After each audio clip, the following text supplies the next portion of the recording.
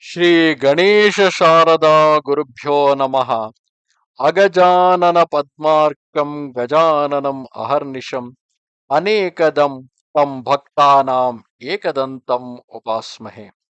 Welcome to all for this 14th chapter of Ganesha Purana to describe the Brahma's anxiety. As you may be knowing in the previous parts of this Ganesha Purana, in the previous chapters, it was Vyasa who, in the beginning, when he was about to create the Astadasha Purana, the 18 Puranas, to explain the gist of Vedas and Upanishads, person who could able to divide Vedas so that the scholars could able to easily understand Veda naturally has a lot of self pride, and he forgot to worship Ganesha in the beginning, and because of that reason he was drowned in the ocean of confusion. And then Vyasa came to Brahma to get himself out of that confusion so that he can write the Puranas. Brahma asked him, "You forgot to worship Ganesha, and because of that reason, all this problem has happened." And we also discussed the scientific reason, the scientific viewpoint of what is worshipping of Ganesha in the beginning of any project as such. And then Brahma, with compassion, he explained the ritual of Ganesha worship and taught him the single syllable Bija mantra of Ganesha to Vedavyasa. On receiving the mantra, Vyasa naturally asked the question, did anyone, just like we get the testimonials, so did anyone practiced it in the past? Did anyone got succeeded in that? To narrate the story, Brahma started telling about what happened in the beginning of the creation. There is no beginning for the creation. Beginning of the creation is always after the previous destruction. The destruction and creation, they keep following endlessly. So after the previous destruction, when a new creation was created, the same Brahma, Vishnu, Maheshwara himself and the Vishnu, Maheshwara, all the three were created, but they were not knowing what is a purpose for which Brahma, Vishnu, those three people are created. So they went in search of the creator who created them to know the purpose, what they are supposed to do. And in their quest, after several years, they met a huge, brilliant light. And in the mid of that, pleasant looking Ganesha in a form who basically was not having any form. Parabrahma has no form, he is formless. But still, for the sake of those Brahma, Vishnu, Maheshwara, he came up in a form with the Gajamukha. It means with the elephant head. And then he told that Brahma will going to be the creator and Vishnu will going to maintain the world and Shiva at the end will destroy the entire world. Upon knowing this, Brahma want to know how to do the creation because Brahma himself is just created. He had never seen any creation so far. So what is a model for him to do the creation? Then Ganesha all the three into his belly through his nostrils. And inside the belly of Ganesha, the Brahma saw millions, billions, and trillions of different Brahmandas, which generally called as Brahma's egg. So in each Brahmanda, there were separate Brahma, Vishnu, Maheshwara who were doing the creation, maintenance, and destruction. Upon seeing the creation in few of the Brahmandas, Brahma has got the idea what needs to be created by him. Then he don't know how to come out of Ganesha's belly, but then Ganesha helped him and brought out Vishnu and Brahma through his nostrils and Shiva through his ear. So thus Brahma, Vishnu, Maheshwara, all the three were out of Ganesha's body, in which they saw the entire world. Now, starting with the 14th chapter, the king Somakanta, who is hearing this story from the Maharshi Bhrigu, had asked the question, what did Brahma do after he had seen that Brahmandas in the thousands, millions, and billions? And how did he accomplish the creation after he had been commanded by Gajanana to do the creation? To his question, Brigu answered, a feeling of arrogance sprang up in him, and the reason for this arrogance is, remember when all the three, Brahma, Vishnu, Maheshwara, when they were sucked into the Ganesha's belly, actually Vishnu and Shiva, they were sleeping because they had no purpose to look into the creation. First, once the creation is created, it is the Vishnu who is supposed to maintain it, and Shiva is supposed to simply destroy it. So they were not bothering about what to do by looking into that creation. It is a Brahma's problem that Brahma need to look into the existing creation so that he can create the new world in the present Brahmanda. So it was only Brahma who saw the entire creation, not the Vishnu and Maheshwara. So naturally, an arrogance sprang up in his mind, and he reflected, I know all the Shastras, the Vedas, the Puranas, and the Agamas. I possess intuitive and discursive knowledge, and I can curse and bless. In addition, I have seen the Brahma's egg, the Brahmanda, and the dispositions of creation. So now I am absolutely capable of undertaking the creation because he is the only one who had seen what is a creation, and he is capable of now creating the entire world. Lotus born Brahma being filled with this kind of arrogance, just like the way Vyasa was filled with the arrogance that he could able to divide the Vedas when he was trying to create the Puranas. So exactly in a similar fashion, Brahma in the beginning when he was about to create, he was also filled with the similar kind of arrogance concerning the creation. Many kinds of immediately the moment he is filled with that arrogance, and he too had forgotten to worship Ganesha, many kinds of obstacles appeared in their thousands, O king. After surrounding Brahma like bees at a honeycomb, who are maddened by the honey of flowers, these dreadful things, that's the obstacles, they stayed there.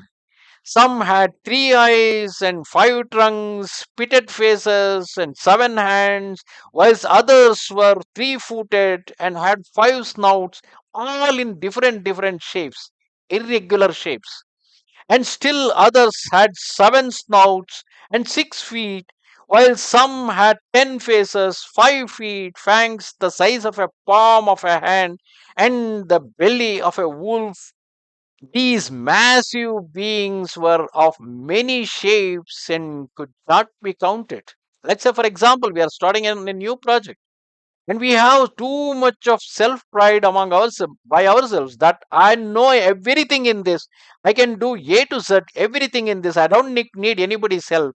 The next moment, when you are about to start the work, because of the too much of arrogance, once a confusion fills into your mind, the confusion was so utter that we could not able to make out what exactly is happening. And that same thing here, the narrator has put it in the shape of different kind of animals having irregular shapes as the means of confusion. After hearing their distinctly hostile shrieks, he trembled with fear. Some of them turned and struck him with their fists, while others shouted and seized him by the 4 tufts of his beards. He has 4 faces, so 4 beards. They caught his beard and roughly shook his 4 faces to and fro. Otherwise laughed at him, while some scorned him and praised him, and some stayed close to him, some bound to him, whereas others freed him again. Yet when he was set free, again others dragged him about to and fro. Some embraced him, while others kissed him, and if he were as though he was a small kid child. and one danced around, having seized him in his 8 beards and mustaches. And so the helpless Brahma became filled with anxiety and anguish and let go all of that arrogance about the creation which had come into his mind. Unconcerned about his own life, he fell into a great stupor, but when only a moment had passed, he recollected the Lord in his mind. Almost weeping because of his distress, he propitiated Gajanana. He started reciting the shloka about Gajanana because he was the only other person who could able to help him. He knew Gajanana was his creator, so he started praising him. Though I have a long life, my mind is intent upon creation with variety. I bow to the stainless one he who saves from the ocean of existence, the knowledge of whom is the truth. When I have achieved birth on this earth, though devotion to you, I will attain the highest carnal enjoyment or that liberation which is unequaled happiness, universal preceptor. Honored by your immortal glance, this devotee of you, he sits before you. That means Brahma sits before Gajanana. O mighty God, I am long lived. May I experience the shame before you, but not the death. Whilst he was propitiating him in this way, he heard the words, perform austerities, perform austerities, perform austerities, uttered in the sky. Austerities, it's like tapas. So it's saying you perform the tapas. It was uttered in the sky. He propitiated him once more, and as soon as he heard the words from the atmosphere, because it's from nowhere he could able to only hear it. Basically, scientifically, if you look at it, when we are stuck into any particular problem, when we are deep into a problem, something we could able to hear it. It is not coming from outside. Actually, that comes from within us. It comes from the heart of our heart, with the assumption that the God stay in our heart. The God speaks about it. So we cannot see anybody, but we could able to hear it. This is what is called as antardrishti. The something that is coming from within. So he could able to hear these kind of words, and as soon as he heard the words from the atmosphere, the obstacles, hugely virile, means wonderful creatures of various shapes, they all simply disappeared. All except him, lotus seated the Brahma, once freed, the lustrous lotus born Brahma was wondering what exactly has happened. Why there was so much of confusion? That confusion in manifested form with different kind of terrible creatures were troubling him like anything. And the moment when he started propitiating with Gajanana, immediately he heard the voice perform austerities, and all of a sudden all the obstacles are disappeared, and all except himself sitting on the lotus. The Brahma, Chaturmukha Brahma, having four-faced Brahma, is the only one who was in that vicinity. Once freed, the lustrous lotus born Brahma started wondering without a mantra. Now, if you have to do a tapas, if you have to perform a meditation, you need a mantra, you need something to dwell upon. Without a mantra and without a location, I don't know where I have to go and sit and do all these things. How can I perform a great austerity? His mind confused about this. He roamed about in the center of the water and thought, I'll bow to Gajanana, meditate on him, and with undivided attention, I meditate upon him, whose auspicious body is smeared with red sandalwood paste. If you have ever seen Gajanana, specifically in the state of Maharashtra, If you see Gajanana is smeared with the red sandalwood paste. So he is telling the same thing. His vermilion colored head represented with the diadem engraved with jewels and pearls, who wear a snake as his Brahminical thread, like the Janivara, the thread, the sacred thread, what the Brahmins wear. Gajanana was wearing a serpent in the place of that sacred thread, who is ornamented with many ornamentals made of priceless jewels. Him who is splendid with finger rings shining with glittering emeralds, and a huge belly splendid with a great navel enclosed within a great snake. Around him, whose hips is a shining thread enlaced with brilliant jewels, who is clothed in red garments flashing with golden threads, and he whose hands are the best, whose tusk shines brilliantly, and who wears the moon on his forehead. Brahma meditated on him in this way, and again there come some words from the heavens. Behold the banyan tree, behold the banyan tree, behold the banyan tree. But after he had heard this lovely utterance, Brahma once again became filled with anxiety. So when the Brahma was filled with so much of confusion, he could not able to make out what exactly is happening. And at that point of a time, he could able to hear the words, and he started praising Gajanana because he was the only other person who could able to help him. So on praising Gajanana, he heard that perform austerities, but on knowing nothing about whom he has to meditate upon. Because if someone needs to meditate, they need some kind of a form.